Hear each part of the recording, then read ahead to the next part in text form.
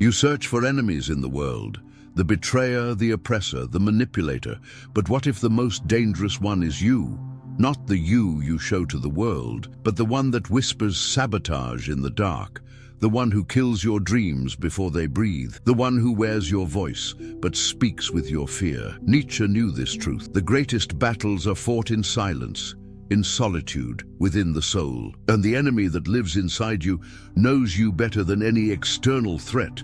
You cannot run from it. You cannot destroy it through denial. You can only face it and become something more powerful than it. The divided self. Why you are your own worst saboteur. You think you are one, but you are 2 or 10 or 100. Inside you lives a council, a fractured cathedral of voices. One urges you to rise. One begs you to stay small. One wants the truth. One wants comfort. And one, the most dangerous, pretends to be your ally while poisoning you slowly. Nietzsche saw this war clearly. He saw the self as a battlefield, torn between the will to power and the will to obey, between becoming who you are and staying who is accepted, between the overman and the herd, inside your own skin. It is not weakness that defeats you. It is self-sabotage dressed as reason. It is when you convince yourself to play it safe, to be realistic, to wait until later, and later becomes never, and your life becomes a graveyard of unlived desires. This is not a psychological defect. This is the cost of consciousness. You are not broken. You are in battle. Nietzsche's war against the herd. Inside Nietzsche did not merely critique society. He called for a revolt within the individual. He saw that the external herd, the conformity, the comfort, the mediocrity, eventually becomes internalized. And that's where the real war begins. You think you're thinking for yourself, but whose voice is that in your head? Who told you to be humble when you should be fierce? Who taught you that ambition is arrogance? Who told you to dim your light so others wouldn't feel small? These are not your values. They are implants. They are the herd's whisper, now disguised as your own conscience. Nietzsche's rebellion is not violent. It is existential.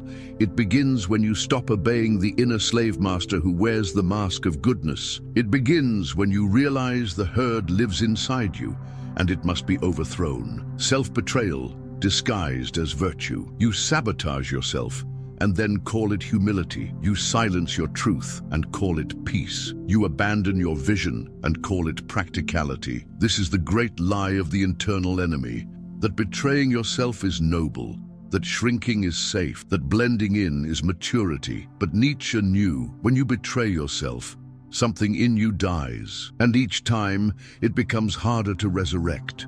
The world rewards obedience, but your soul does not. Self-betrayal may win you applause, but only self-loyalty wins you freedom. Confronting the silent assassin within the most dangerous enemy does not shout. It whispers. It speaks in your own voice. It reasons, it comforts, it soothes, and then it cuts. This assassin doesn't need weapons. It uses doubt. It uses guilt. It uses your deepest fears, not to protect you, but to paralyze you. You will never defeat this enemy through willpower alone. You must confront it with clarity. You must name it, drag it from the shadows, expose its disguises. Nietzsche did not say, silence the inner enemy. He said, transcend it. Become so full of becoming that it has no place to hide. You do not overcome the inner enemy by killing it. You overcome it by becoming someone it can no longer control. That is your task. Not peace, not balance, but dominion over yourself. Guilt is a weapon forged by society. You think guilt is a sign of conscience, that it proves you're a good person. But what if guilt is not proof of morality, but of conditioning? Nietzsche saw guilt not as a moral compass, but as a weapon, a tool society forged to tame the individual, not to elevate him, but to domesticate him. From birth, you are taught to feel guilty, not for harm, but for power, not for cruelty, but for independence, not for injustice, but for wanting more. This is the invisible collar, guilt that keeps you obedient, guilt that whispers you're selfish every time you choose your own path. But guilt, when weaponized, is not virtue. It is shackles. It is the herd's leash around your soul. The internalized master. How morality turns inward. There was once a time when masters ruled openly. They shouted orders, cracked whips, enforced chains. But modern control is more elegant, more sinister. It speaks softly now. It wears your voice. It lives inside your head. Nietzsche called this the internalization of cruelty. What once came from outside, punishment, control, moral judgment, now arises from within. You become both prisoner and warden. You no longer need to be ruled because you rule yourself on their behalf.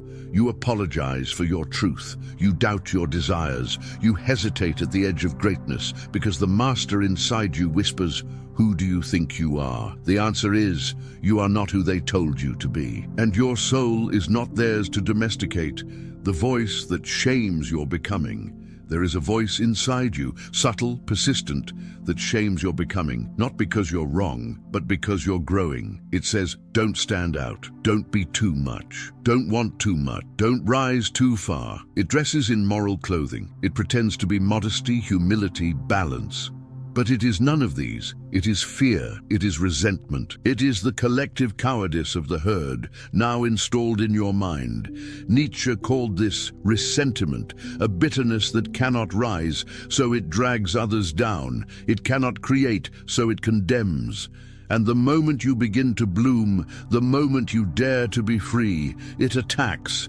Not from outside, but from within. You must not listen, because what that voice fears most is your liberation, escaping the prison of your own conscience. You were taught to follow your conscience. But what if your conscience was trained not to protect your soul, but to preserve the herd? What if the guilt you feel is not sacred, but programmed? What if your shame is not holy, but inherited? Nietzsche did not tell you to ignore your conscience. He told you to recreate it, to burn away the false laws, to write your own commandments, not on stone tablets, but on the living pulse of your becoming.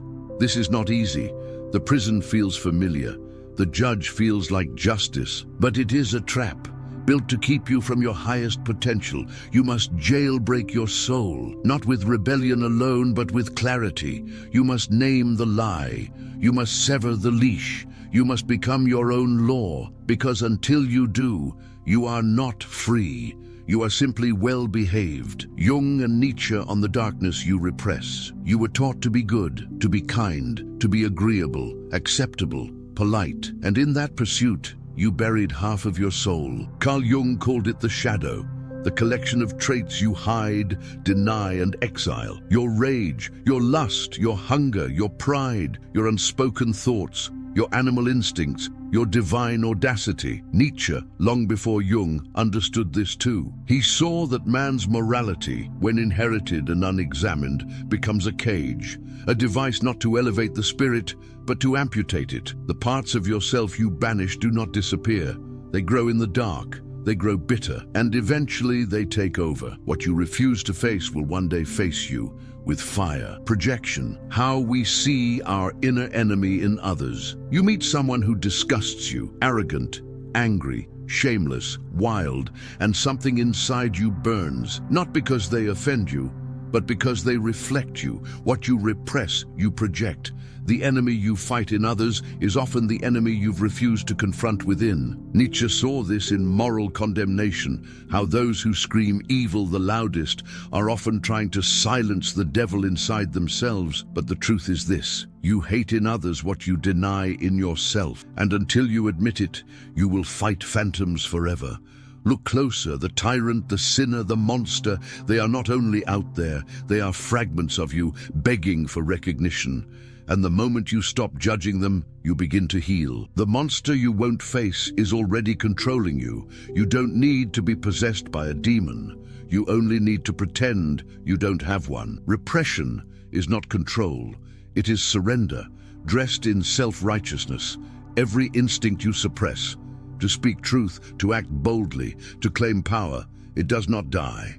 It waits. And while you preach peace, it plots. While you perform kindness, it poisons. While you smile, it schemes. Nietzsche never said, be good. He said, become whole. And wholeness requires the integration of your shadow, because what you repress ends up ruling you from beneath. You do not tame your darkness by hiding it. You tame it by owning it, by looking it in the eye and saying, you are mine. and I will wield you. Redemption through integration, not denial. Redemption is not found in denial. It is found in confrontation, and then integration. Jung taught that the shadow is not just darkness. It is potential. It is creative fire. It is instinctual wisdom. It is the force behind courage, sexuality, and genius. And Nietzsche agreed, the overman is not the saint. He is the one who has embraced his contradictions, burned through them, and emerged whole. You cannot become powerful while denying your power. You cannot become real while censoring your truth. You cannot become yourself while hiding half of who you are. So here is the challenge. Go into the cave. Face what you hate. Make peace with the part of you you swore to bury, because only when you own your darkness can you choose your light. The masks you wear to be accepted, you wear them so well. The confident one, the kind one, the successful one, the normal one. But behind the performance and something aches, not because it's failing, but because it isn't you. Nietzsche warned of this danger, the inauthentic life, lived according to roles, not reality. When your identity becomes a costume stitched together from others' expectations, you weren't born to be liked. You were born to live, and life demands risk, rejection, truth. The longer you wear the mask, the more you forget who you were before it. The mask becomes your face, and your soul suffocates underneath. To slay the false self is not a loss, it is resurrection, comfort and mediocrity as inner poison. They tell you to find balance, to be grateful, to settle down, slow down, calm down. But sometimes balance is just another word for spiritual sleep, and gratitude, when misused, becomes a sedative. Nietzsche did not preach gratitude for comfort. He preached revolt against mediocrity disguised as peace. Comfort is not the reward of life. It is the test. The soul does not thrive in padded rooms. It thrives in wildness, in tension, in creative agony. The moment you begin to want more, to challenge, to create, to rise, the false self will whisper, "Why ruin a good thing?" But you must ask, is it good or just familiar? Greatness demands betrayal. Not of others, but of your old, smaller self. Why your ego fears your true power. The ego is not the villain. It's a survival tool, a necessary illusion. But it fears power, because power dissolves illusion. True power is not control over others. It is the full embodiment of your essence, unfiltered, unafraid, unedited. And that threatens the ego, because the ego survives through performance and protection. It fears the chaos of authenticity. When you begin to step into your true voice, the ego says, you'll be judged, you'll fail, you'll lose everything. But Nietzsche reminds you, the one who is truly powerful no longer listens. You must let the ego panic and act anyway, because your soul isn't interested in being safe. It wants to be sovereign. Rebirth through inner annihilation. The false self cannot be negotiated with. It cannot be healed. It must die. Not literally, but existentially. The narratives you've clung to, I'm not ready, I'm not enough, this is just who I am, they must be burned. Rebirth is violent. It's not a gentle evolution. It's a cleansing fire. It's a death of everything you thought you had to be. Nietzsche called this becoming who you are. Not discovering, not inventing, becoming. Through crisis, through breakdown, through the sacred unraveling. You must not fear this inner death, you must welcome it. Because what comes after is real. The authentic self doesn't emerge from comfort, it rises from ashes. Self-conquest as the highest form of strength. You were told to conquer the world, but Nietzsche asks, can you conquer yourself? Not by domination, not by suppression, but by integration. To master yourself is not to silence your darkness, it is to command it, to bring all the fractured pieces of you into one unshakable presence, to stop running from fear, guilt, rage, and instead put them in service of something higher. This is not control through force, it is control through clarity. Strength is not having no inner conflict, it is holding that conflict and still moving forward with purpose. You become dangerous, not to others, but to every illusion that once held you down. The overman is not beyond others, but beyond himself. The Übermensch or overman is not an elitist fantasy. It is a symbol, a vision of the human being who has transcended himself, not the one who is rich or strong or feared, but the one who has forged his own values, the one who no longer obeys the inherited scripts of morality, shame, and fear. He is not superior by blood. He is superior because he is sovereign within. Nietzsche's overman has faced his abyss. He has integrated his shadow. He has slain the false self. He walks with fire in his chest, but peace in his eyes.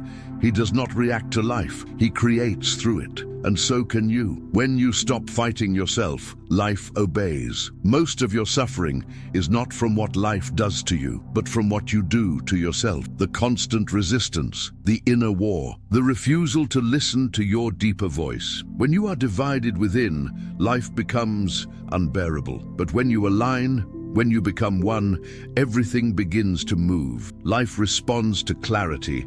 Life rewards congruence. When your thoughts, actions, and essence move in the same direction, you become unstoppable. The enemy dissolves, not because it vanished, but because you finally remembered. It was you all along. Walk as one who has slain his inner tyrant.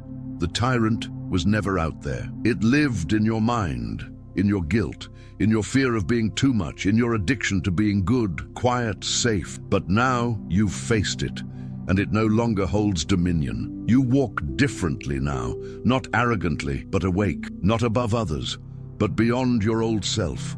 You speak with conviction, you act with purpose, you dare without apology, because you have slain the tyrant within and replaced it with the truth of who you are. Rule from within. If this resonated with something buried deep inside you, a spark, a flame, a fire waiting to burn, then listen. Stop seeking enemies outside. Turn inward. Face the one within and take back your throne.